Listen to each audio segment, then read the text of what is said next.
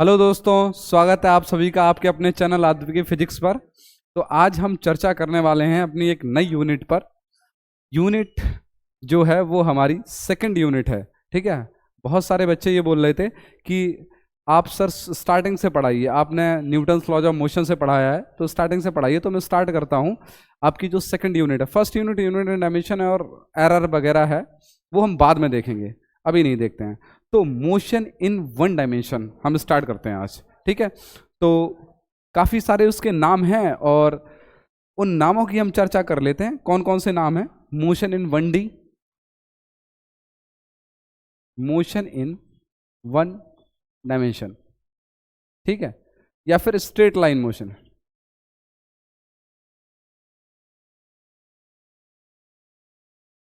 देखो, बाकी नामों की चर्चा हम अगले वीडियो में करेंगे कि क्या क्या इस यूनिट के नाम होते हैं। ठीक है। तो आज केवल एक इंट्रोडक्शन लेक्चर है, इंट्रोडक्टरी लेक्चर है। तो इसमें आप जानिए कि क्या क्या कहानी है। देखिए, हम शुरुआत कर रहे हैं मोशन के बारे में। तो मोशन क्या है? मोशन जस्ट एक रिलेटिव टर्म है। रिलेटिव टर्म का क्या मतलब है कि आपके रिस्पेक्ट में कहानी कुछ और चल रही होगी, किसी और के रिस्पेक्ट में कहानी कुछ और चल रही होगी। जैसे फॉर एग्जाम्पल, देखो सब ये एग्जाम्पल देते हैं, जितने भी फिजिक्स टीचर हैं, ये एग्जाम्पल बहुत फेमस रहता है कि एक आदमी ट्रेन में बैठा हुआ है, ठीक, और एक ऑब्जर्वर बाहर बैठा हुआ है, पेड़ के ऊपर ऑब्जर्वर बैठा हुआ है, ये जा रही है ट्रेन। जैसे हम मान लेते हैं ये हमारे पास एक ट्रेन है और ये ट्रेन जा रही है आगे v वेलोसिटी से। ठीक है। एक ऑब्जर्वर, ये एक पेड़ है, यहां पर बैठा हुआ है ये ऑब्जर्वर। ठीक है।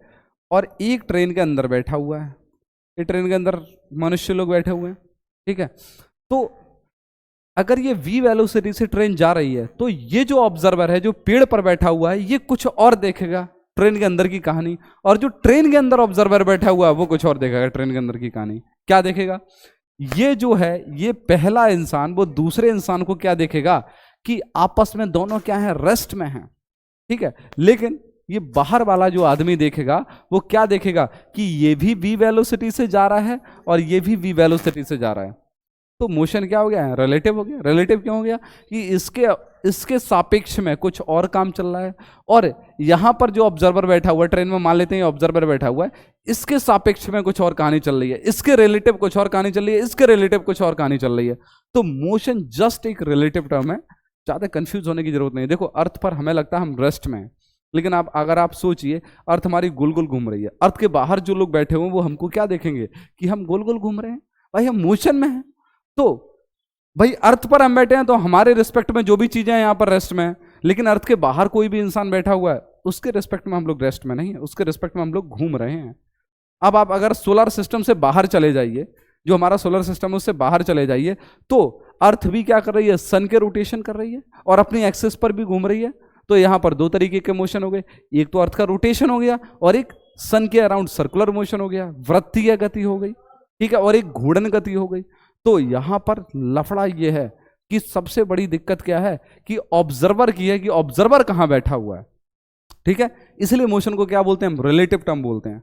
अगर हम स्पेस में जाते हैं तो स्पेस में अगर हम चर्चा करें कि बहुत सारे जो भी आपके प्लेनेट्स हैं वो एक अलग तरीके का मोशन कर रहे हैं। ठीक है। अगर हम उन्हें उन प्लेनेट्स पर बैठ जाते हैं तो हमें ऐसा लगता है हम रेस्ट में हैं। ठीक है। लेकिन उन प्लेनेट्स के बाहर अगर कोई भी आदमी बैठा होगा तो वो हमें क्या देखेगा? वो मोशन में देखेगा। तो motion just a relative term. तो आप ये समझ जाइए कि मोशन है क्या।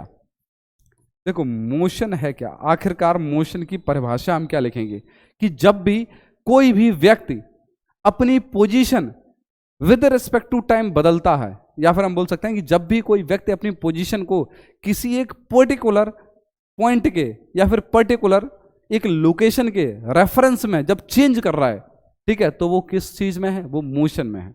जैसे मैंने बोल दिया कि आप कमरे पे एक कोने पर खड़े हुए हैं और आप कमरे के कोने से चलना चालू करते हैं, लेकिन दूसरे कोने पर जो आदमी खड़ा हुआ है वो क्या ऑब्जर्व कर रहा है कि आप उस कोने से कितना दूर चले गए। तो ये क्या है? आपने पोजीशन ही तो चेंज की एक कोने से दूसरे कोने तक। ठीक है। तो मोशन जस्ट क्या है? मोशन क्या है कि चेंज इन पोजीशन।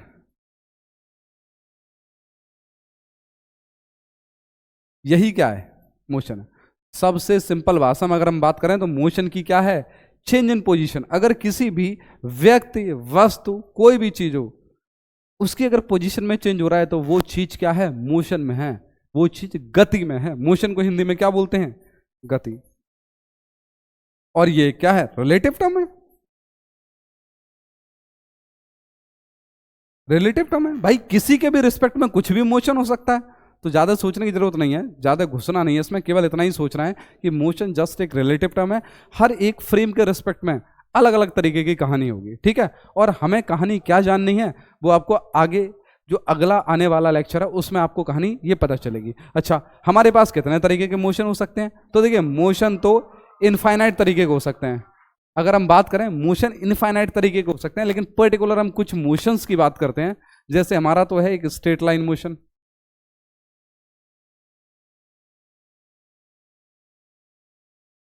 इसको बोलते हैं रेक्टिलिनियर मोशन।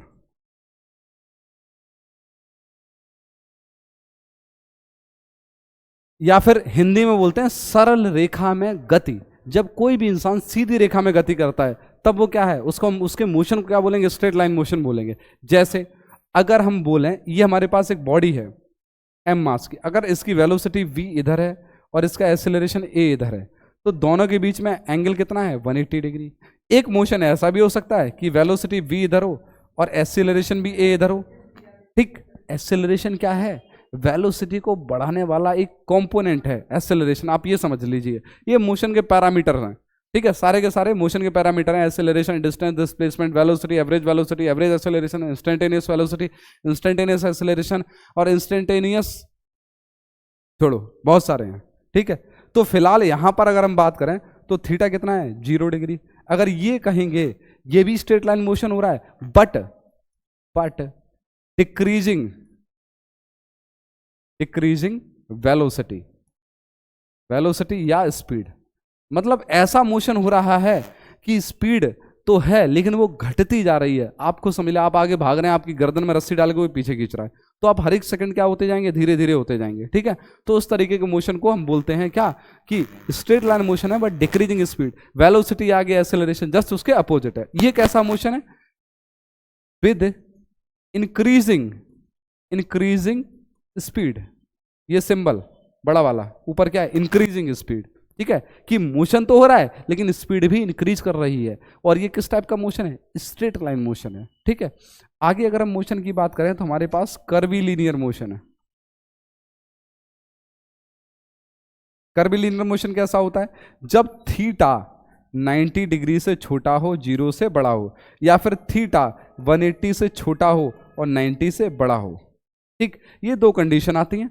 ये कैसा है, curvilinear motion with increasing speed, और ये कैसा है, curvilinear motion with decreasing speed. अरे भाई आप इस चीज को समझिए कि एक्सीलरेशन भी इधर ही है और वेलोसिटी भी इधर ही है। ये एंगल क्या है, थीटा है। इस वाले केस में एक्सीलरेशन इधर है, वेलोसिटी इधर है, ये एंगल 90 से बड़ा हो गया। तो इस टाइप के मोशन को हम क्या बोलते हैं, कि कर्वीलिनियर तो है लेकिन विद डिक्रीजिंग स्पीड। इस टाइप के मोशन को क्या बोलेंगे, कर्वीलिनियर विद इंक्रीजिंग स्पीड। आप ये समझिए। अच्छा, कर्वीलिनियर मोशन को हम एक और नाम देते हैं प्रोजेक्टाइल मोशन, ठीक है। इस तरीके का जो मोशन होता है ना, इस तरीके का, ऐसे, ये वेलोसिटी v है, ये एंगल थीटा है, ठीक है। इस टाइप के मोशन को हम क्या बोलते हैं, प्रोजेक्टाइल मोशन भी बोल देते हैं कर्वीलिनियर मोशन को। अगर हम आगे बात करें कि हमारे पास अगर कुछ इस तरीके का मोशन हो रहा है कि वेलोसिटी इधर है और एक्सेलरेशन इधर है, दोनों के बीच में एंगल 90 डिग्री है, इस टाइप के मोशन को बोलते हैं सर्कुलर मोशन।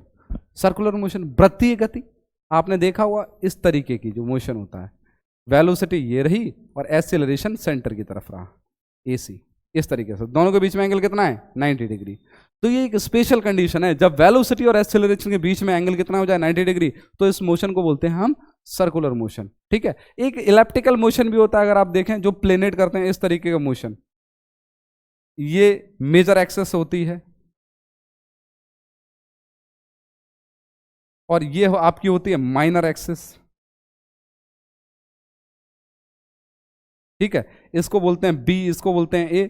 तो इस तरीके का मोशन होता है एलिप्टिकल मोशन, मैंने आपको बताया मोशन बहुत तरीके, वाइब्रेशनल मोशन होता है, जब कोई चीज इस तरह की जुम जुम जुम जुम जुम जुम जुम इस तरीके से हिलती है अपनी मेन पोजीशन के अबाउट, ऐसे हिलती है, इसको बोलते हैं वाइब्रेटरी मोशन, ऑसिलेटरी मोशन, दोलनीय गति। तो मोशन हमारे पास बहुत तरीके के हैं। तो अगले लेक्चर में जो हम चर्चा करेंगे प्रॉपर तरीके से, वो मोशन के पैरामीटर्स पर करेंगे, ठीक है, और उनके पैरामीटर्स के अलग अलग कहानी देखेंगे, उसके न्यूमेरिकल्स देखेंगे। तो केवल आज एक इंट्रोडक्टरी लेक्चर था कि मोशन इन वन डायमेंशन आपकी आज यूनिट शुरू होने वाली है। अच्छा, वर्क एनर्जी पावर आपकी यूनिट वैसे ही चलने वाली है, बिल्कुल टेंशन मत लीजिए, हर एक दिन उसका लेक्चर पढ़ता रहेगा, साथ में ये भी पढ़ेगा, ठीक। तो मिलते हैं कल आपसे इसी समय अगले लेक्चर को लेकर, तब तक नमस्कार, धन्यवाद, शब खैर, शुभ रात्रि।